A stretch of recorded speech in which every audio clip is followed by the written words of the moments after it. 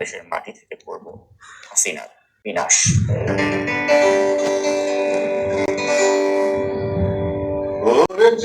ছিলাম আমরা শুধু বাঁচার অধিকার চাইতে গিয়ে হলাম রাজাকার ওরে স্বৈরাচারী। তো সাকিব আল হাসান নিঃসন্দেহে আন্তর্জাতিক খ্যাতিসম্পন্ন একজন ক্রিকেটার এবং আমি নিজেও একসময় ওনার ভক্ত ছিলাম এবং ওনাকে ইন্টারভিউ করারও সুযোগ আমার হয়েছিল। কিন্তু যেদিন থেকে উনি আওয়ামী ফ্যাসিবাদের একজন নির্লজ্জ দালাল হিসেবে আবির্ভূত হলেন, সেদিন থেকেই তার প্রতি আমার সকল ভালোবাসা এবং শ্রদ্ধার কবর রচিত হয়েছিল। চলমান কোটা আন্দোলনে নিহত শিক্ষার্থীদের বন্ধু স্বজন অনেকেরই ভালোবাসার একজন খেলোয়াড় এই সাকিব আল হাসান। তারা চেয়েছিলেন অন্তত এই জাতীয় যে ইস্যু, এই ইস্যুতে সাকিব আল হাসান ছাত্রছাত্রীদের পাশে এসে দাঁড়াবেন এবং তাদের যৌক্তিক দাবির প্রতি সম্মান দেখাবেন। নিদেন পক্ষে ফেসবুকে হয়তো একটি স্ট্যাটাস দিবেন তাদের পক্ষে, এমনটি তারা প্রত্যাশা করেছিল। কিন্তু শেখ হাসিনার ফ্যাসিবাদের নির্লজ্জ দালাল এই সাকিব আল হাসান, তিনি এ ব্যাপারে মুখে কুলু পেটেছেন। দেশের এক্রান্তি লগ্নে সাকিব আল হাসান কোথায়, তিনি কি করছেন? প্রিয় দর্শক, আমার মনে হয় তারই একান্ত ব্যক্তিগত ব্যাপারটি আজ আপনাদের সামনে উন্মোচন করে দেওয়া উচিত। আপনারা নিশ্চয়ই দেখেছেন সাকিব আল হাসান, তিনি বর্তমানে লন্ডনে অবস্থান করছেন এবং লন্ডনে এক রেস্তোরাঁয় এক নারীকে সাথে নিয়ে তিনি লেট নাইট ডিনার করেছেন এবং এ সংক্রান্ত একটি ভিডিও ইতিমধ্যেই সামাজিক যোগাযোগ মাধ্যমে ভাইরাল হয়েছে। তো চলুন প্রথমে আমরা দেখে নেই সেই ভিডিও ক্লিপটি। ওই দেখো যাত্রীরা আরেক কুলাঙ্গার এখানে বইয়া বইয়া আরেক বিডি লইয়া সীসা খায়, আর দেশের মধ্যে মানুষ এভাবে মরতাছে, এর চেয়ারের মধ্যে বিন্দু পরিমাণ সাফ নাই দেশ প্রেমের। আর একটা কথা, এই বেদি ডাহাডা এটা তো শিশির না, তো কোন বেডিরে লইয়া এখানে বইয়া খাইতেছে শতানের বাচ্চা। দেশের মধ্যে মানুষ মরে আর এখানে খায় বইয়া বইয়া। প্রিয় দর্শক, ভিডিওতে এই নারী যাকে আপনারা দেখলেন, এই নারীটি কে, সেই প্রশ্নের উত্তর আজ আমি আপনাদের দিতে যাচ্ছি। লোটাস কামাল, তার নাম তো আপনারা নিশ্চয়ই সকলে জানেন, এই সরকারের অন্যতম একজন লেসপেন্সার। তো সেই লোটাস কামালের প্রভাবশালী মেয়ে নাফিসা কামালের নামও নিশ্চয়ই আপনারা শুনেছেন।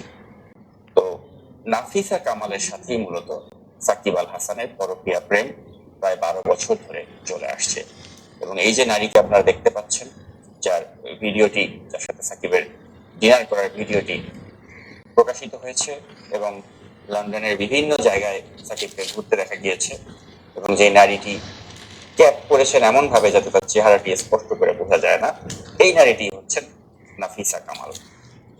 তো নাফিসা কামাল তিনি কিন্তু একজন পাকিস্তানি নাগরিককে বিয়ে করেছিলেন এবং সেই ঘরে তার দুটো সন্তানও রয়েছে।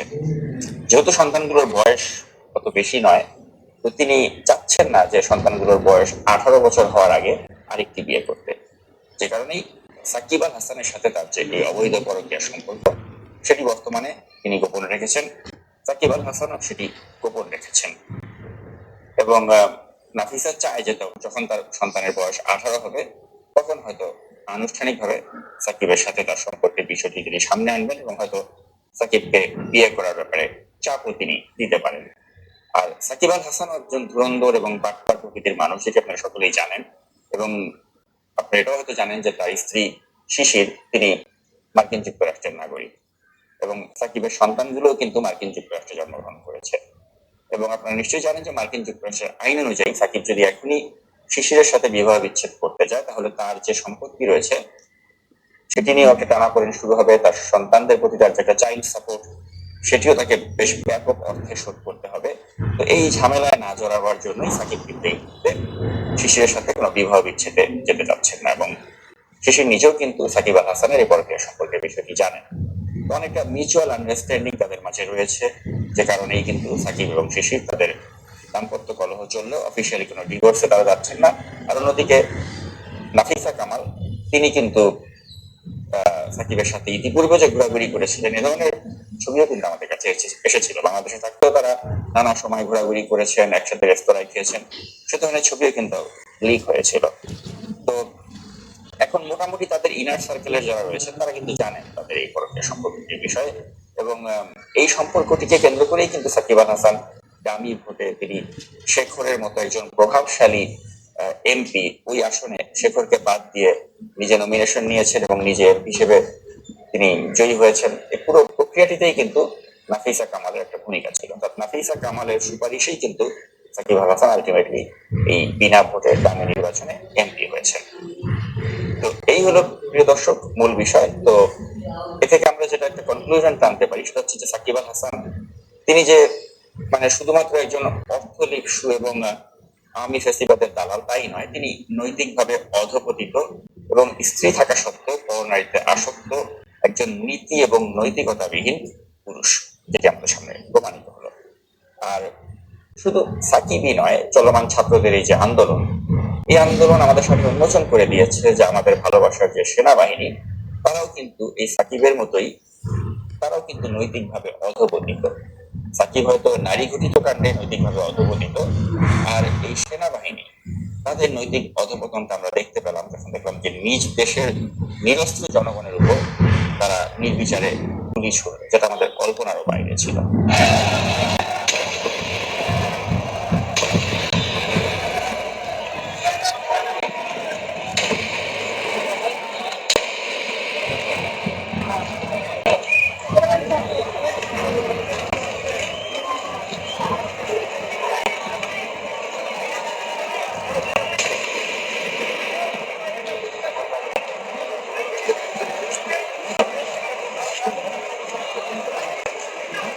দূরে থেকে পুলিশ এলো কিন্তু অনেক দূরে থেকে।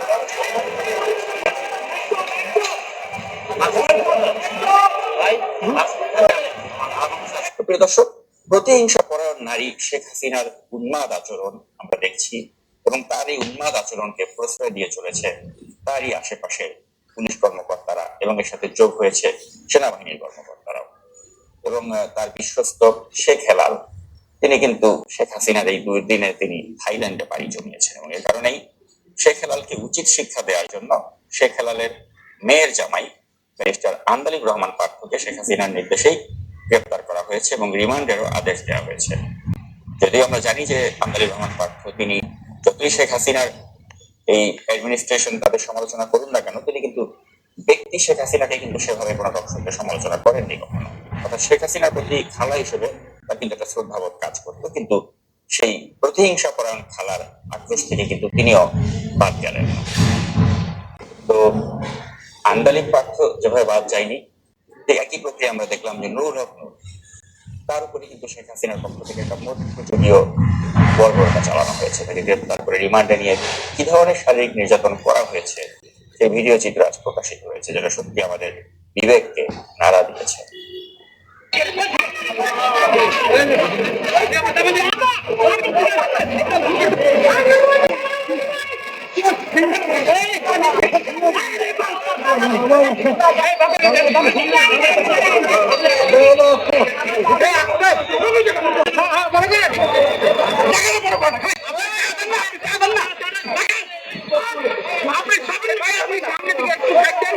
অমানবিক নির্যাতন তার উপরে করা হয়েছে। আমার ছোট ছোট 2টা বাচ্চা, একটা 1 বছরের, একটা 5 বছরের। 5 দিনের রিমান্ডে মানুষের উপরে এত অমানবিক নির্যাতন করা হয়েছে, সেটা কোনো চোর না, ডাকাত না, যে তার সাবেক বৃত্তি এখন মেধাবী স্টুডেন্ট। শুধু এতটুকুই বলার, আমি হাজবেন্ডকে 3 জুলাই নিয়ে যাওয়া হয় থেকে 3:30 থেকে। তো তাকে সুস্থ স্বাভাবিক একটা মানুষকে নিয়ে যাওয়া হয়েছিল, 40 ঘন্টা তার উপরে মানে তার নিখোঁজ ছিল।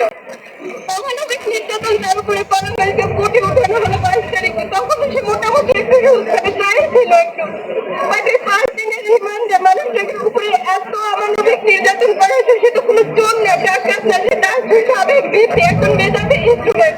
সে হাঁটতে পারতেছে না, তার মানে পা উপরে উঠে, মানে এটা তো কোনো একটা মানে কিভাবে সে বলবো এই কথাগুলো। আমার ছোট ছোট 2টা বাচ্চা, একটা 1 বছরের, একটা 5 বছরের। ওনার সাথে শুধু ওর বাবার কথা বলে। পরিবার থেকে খাওয়া বন্ধ হয়ে গেছে, বা সেই মানুষটাকে যখন এই অবস্থায় দেখতে হয়, অন্তত যে অবস্থাটাকে করা হয়েছে তার এখন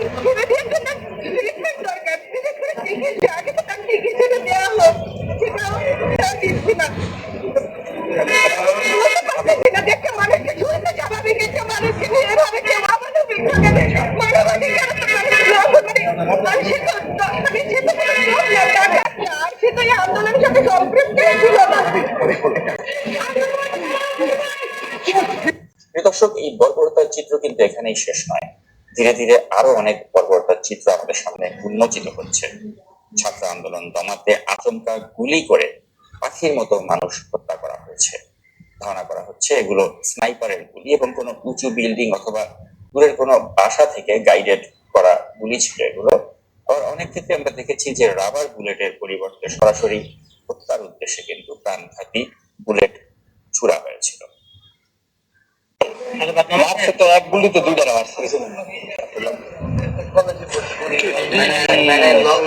লোকটার মাথায় আবার প্রিয়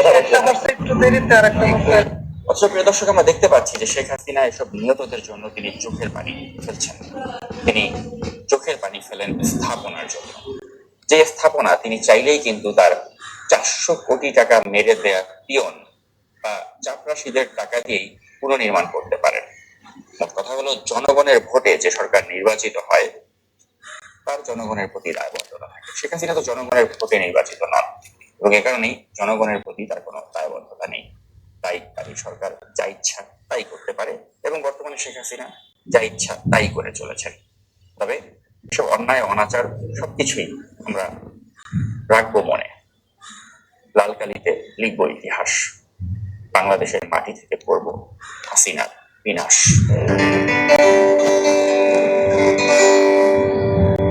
ওরে যে ছিলাম আমরা শুধু বাঁচার অধিকার চাইতে গিয়ে হলাম রাজাকার। ওরে স্বৈরাচারী